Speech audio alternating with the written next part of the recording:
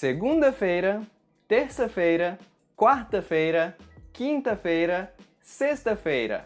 Você sabe por que os dias da semana em português têm a palavra feira? Nesse vídeo eu vou te explicar. If you're a beginner, click on the first link in the description.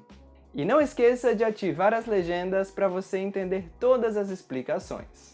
Os dias da semana em português são muito diferentes dos dias da semana em outros idiomas românticos, como por exemplo francês, espanhol e italiano.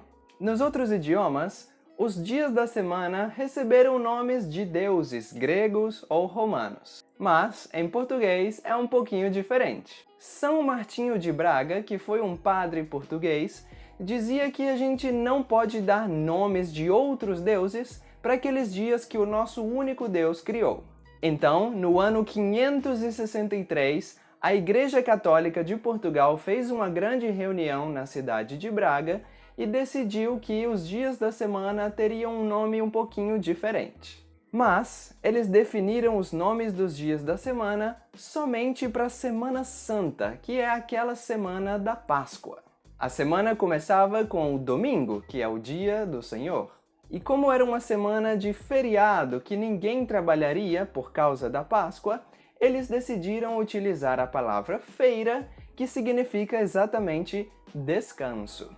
Então, domingo foi o primeiro dia e depois vinha o segundo dia de descanso, a segunda-feira. O terceiro dia de descanso, terça-feira. Quarto dia de descanso, quarta-feira. Quinto dia, quinta-feira.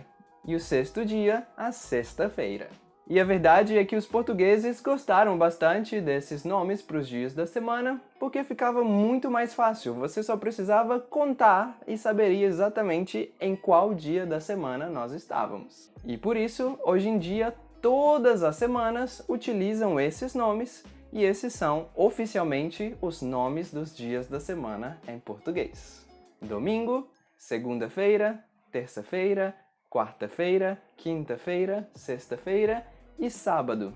Mas, como você pode ver, são nomes muito longos para uma coisa que nós falamos todos os dias, então, na maioria das vezes, nós removemos a palavra feira. Falamos simplesmente segunda, terça, quarta, quinta e sexta. A palavra feira não é extremamente necessária. E por hoje é só, espero que esse vídeo tenha sido útil.